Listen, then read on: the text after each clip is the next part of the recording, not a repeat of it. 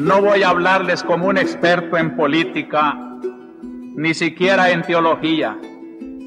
No voy a decirles el enlace teórico de la fe y de la política.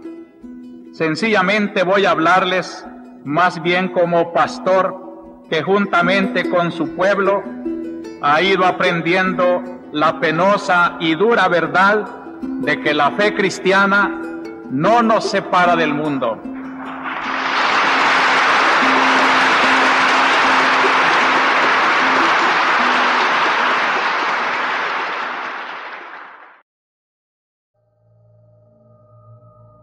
De correr los mismos riesgos y destinos de los pobres, y precisamente por defenderlos, sufrir la persecución y la calumnia, pero que a cambio de este servicio gustoso de nuestra fe a la política de nuestra patria, sobre todo en el campo de los pobres, la Iglesia recibe en recompensa generosa el crecimiento de su fe, el crecimiento de su amor a Jesús, que se encarna precisamente entre los pobres, y que desde esa dimensión política de nuestra fe se acerca más a los misterios de nuestra religión, y que estamos aprendiendo entonces a ser más iglesia.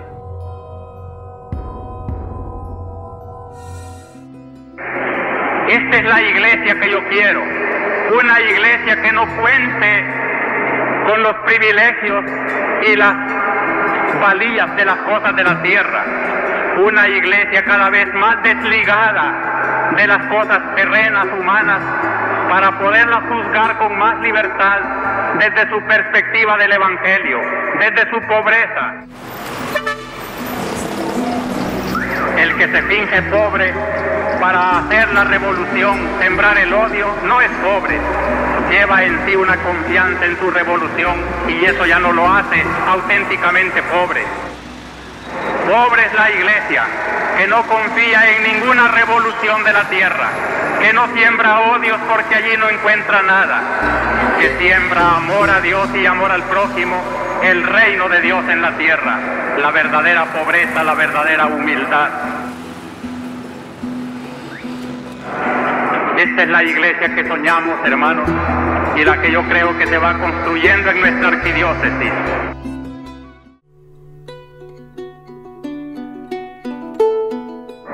Tiene la iglesia que continuar su misión para no tener más un pueblo adormecido en la ignorancia y no seguir cargando con esa calumnia del comunismo que la iglesia vende el opio del pueblo, sino al contrario, que la iglesia despierta la conciencia mucho mejor que todas las ideologías de la tierra. Simplemente mantengo una posición de que no estoy confrontándome con nadie, sino que estoy tratando de servir al pueblo. Y el que esté en conflictos con el pueblo, sí estará en conflictos conmigo. Pero mi amor es el pueblo, y desde el pueblo pueden ver, a la luz de la fe y del mandato que Dios me ha dado de conducir este pueblo por los caminos del Evangelio, quiénes están conmigo y quiénes no están conmigo.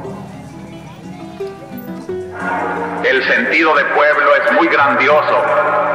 Cuando decimos el pueblo, no lo profanemos.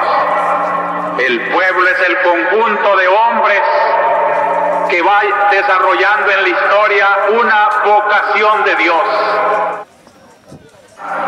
Hermanos, amemos a nuestra patria, amémosla como María, que no desconocía sus pecados y pedía misericordia a Dios por los pecados de su pueblo, pero la amaba en su grandeza de vocación de pueblo de Dios, para que en esta hora en que la nación de El Salvador necesita verdaderos espíritus patrióticos, el verdadero interés del pueblo, la verdadera historia, la verdadera redención,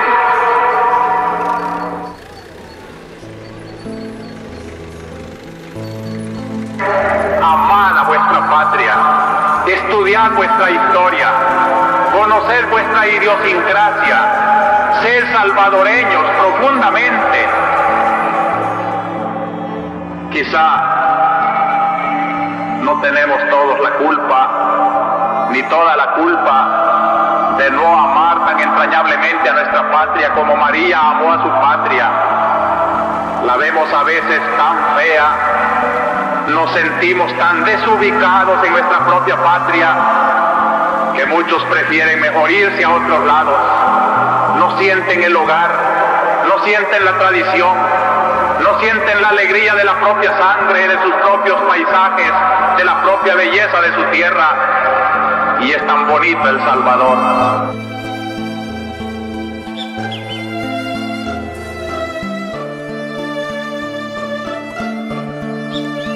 La historia del Salvador quiere utilizarla Dios para su historia de salvación. Y la Iglesia, enviada por Dios para purificar la historia y hacerla fuente de salvación, tendrá que seguir denunciando los pecados de la historia.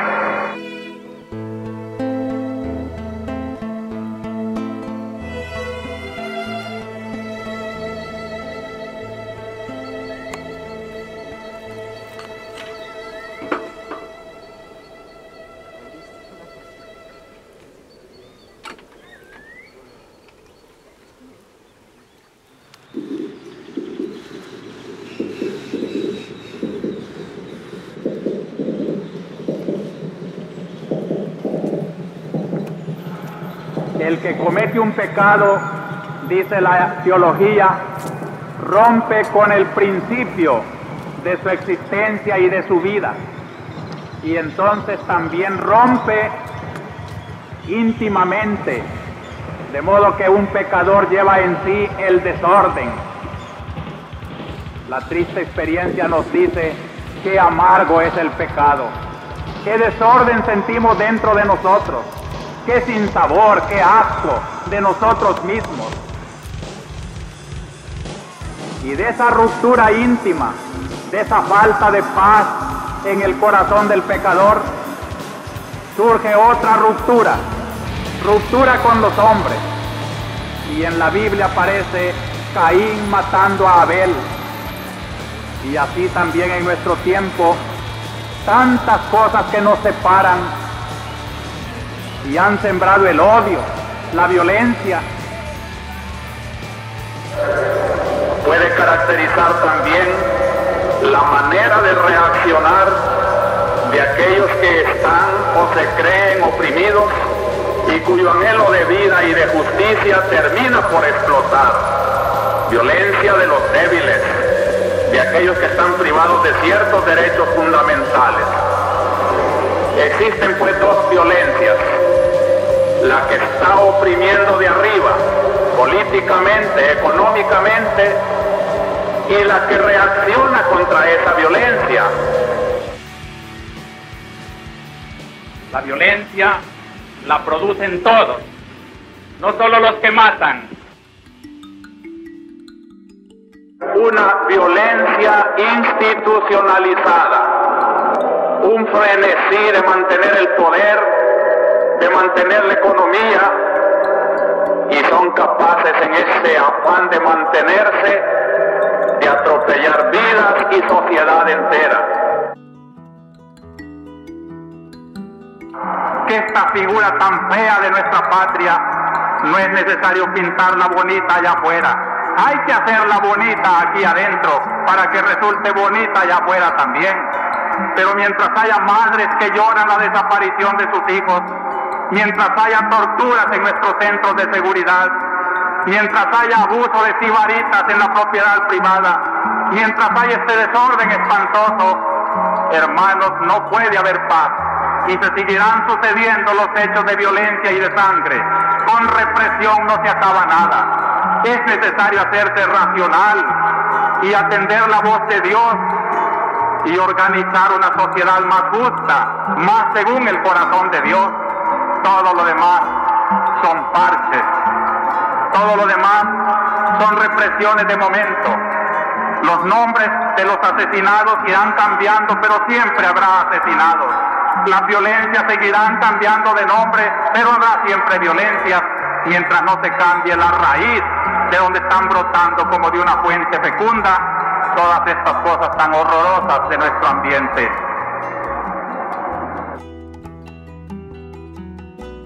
Porque me decía un pobrecito una frase que no se les va a olvidar a ustedes, como no se me olvida a mí. Es que la ley, monseñor, es como la culebra, solo pica a los que andamos descalzos.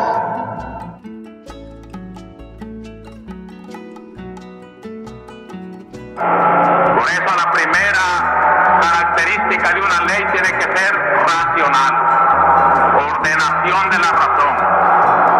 Segundo, encaminada a conseguir un auténtico bien común.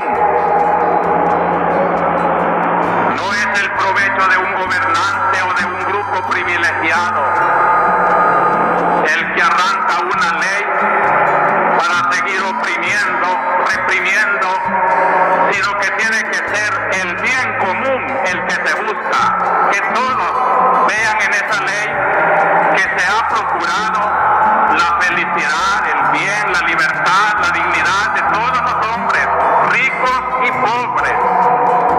Esos legisladores, esos gobernantes, tienen que sentirse eco de la comunidad, porque solo si es eco de la comunidad tiene fuerza de ley. Por eso San Agustín en otro artículo dice esto: la ley que no es justa no debe llamarse ley. La fuerza de la ley depende del nivel de su justicia. Los ricos que no piensen que ellos solos son los culpables del pecado social. También los perezosos. También los marginados que no luchan por conocer su dignidad y trabajar por ser mejor. Todo aquel que se adormece y está tranquilo, como que otros le realicen su propio destino, está pecando también.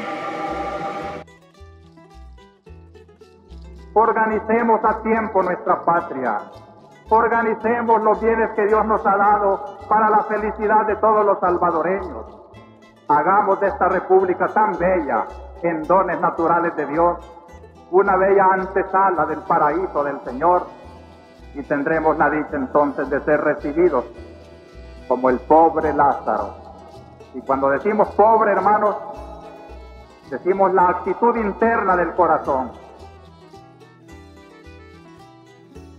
Ningún pueblo tiene tierra que emana leche y miel, pero ya ese afán de liberación, ese afán de hacer un pueblo más justo, ese afán de arrancar de la opresión y de la injusticia a los pobres y a los oprimidos, es voluntad de Dios, que no los quiere así, sino que se ponga en camino hacia una tierra prometida que no se encontrará en este mundo, pero que sí pasa por este mundo, y que esta tierra tiene que ser ya una antesala de ese cielo donde de verdad está la tierra nueva, el cielo nuevo, donde hay verdaderas riquezas que emanan leche y miel.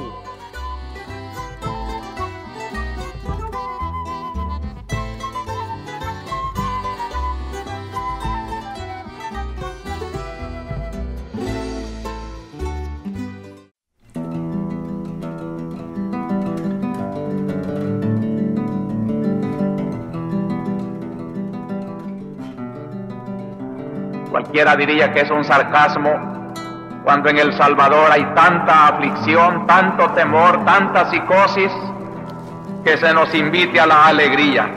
Y sin embargo creo que ningún llamamiento es tan oportuno para nuestra patria y para los salvadoreños que el llamamiento litúrgico de esta mañana, de alegría, de optimismo.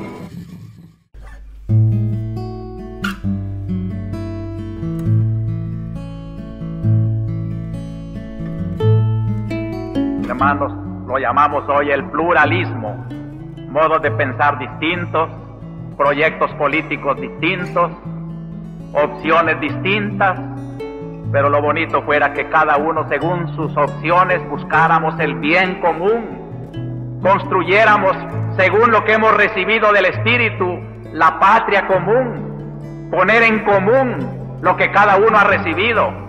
Qué solución maravillosa nos está dando hoy la palabra del Señor, para que viviendo no solo una iglesia unida en el Espíritu, sirviendo al mismo Señor, fuéramos figura de un país. Lamentablemente, con vergüenza lo digo, ni siquiera como pueblo de Dios estamos unidos. Pero es trabajo de todos, que cada uno sepa poner, por lo menos que no sea uno causa de la división.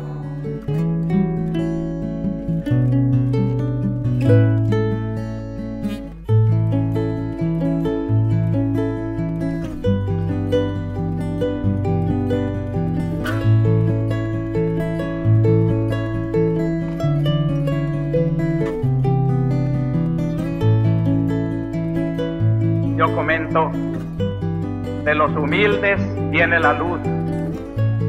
El proyecto gubernamental, si quiere salvarse, debe amputar cuanto antes y sin lástima la parte podrida y quedarse con la parte sana.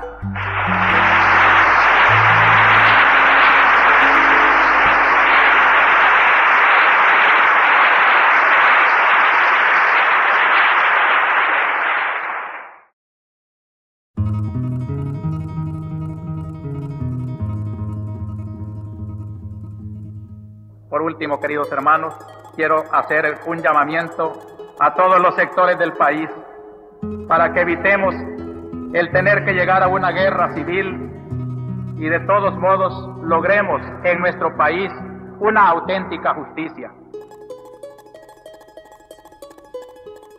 Para ello es indispensable que todos estemos dispuestos a compartir con los demás lo que somos y tenemos, y a participar en la medida de nuestras posibilidades a crear esa estructura económico-política que, de acuerdo con el plan de Dios, favorezca equitativamente a todos los salvadoreños.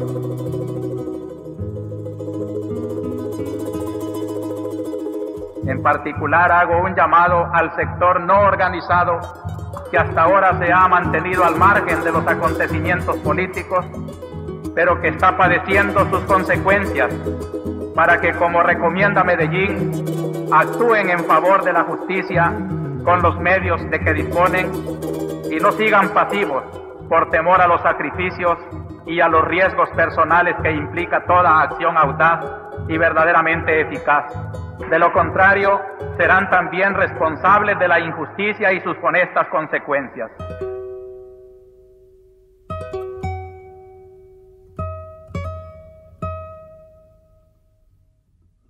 Pero que quede bien claro también que al hacer este llamamiento a la organización del pueblo, no estoy diciendo que se metan en tal o cual organización, sino simplemente les quiero decir que usen el sentido crítico de cada uno y ponerlo al servicio del bien común.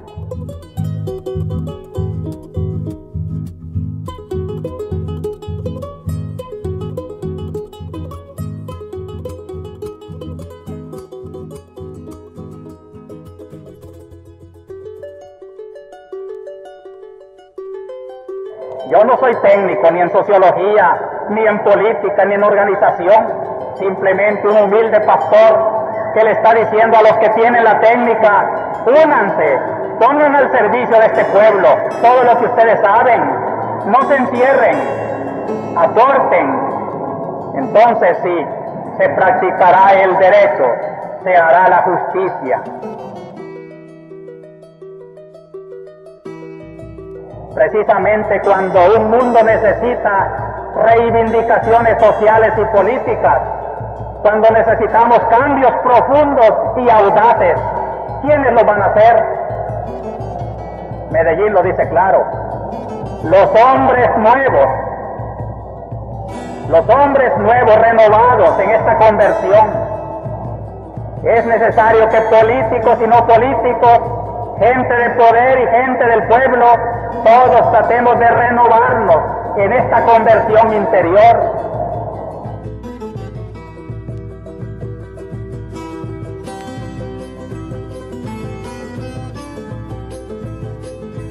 a todos ustedes, hermanos, cristianos y no cristianos, católicos y no católicos. La palabra de una iglesia que desde Cristo dice que hay esperanza, que el Salvador puede salvarse.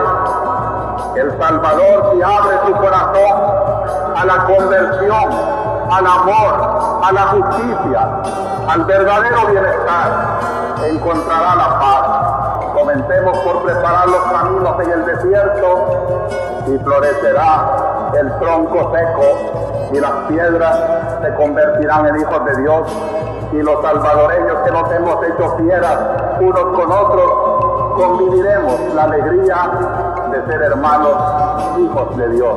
Así sea.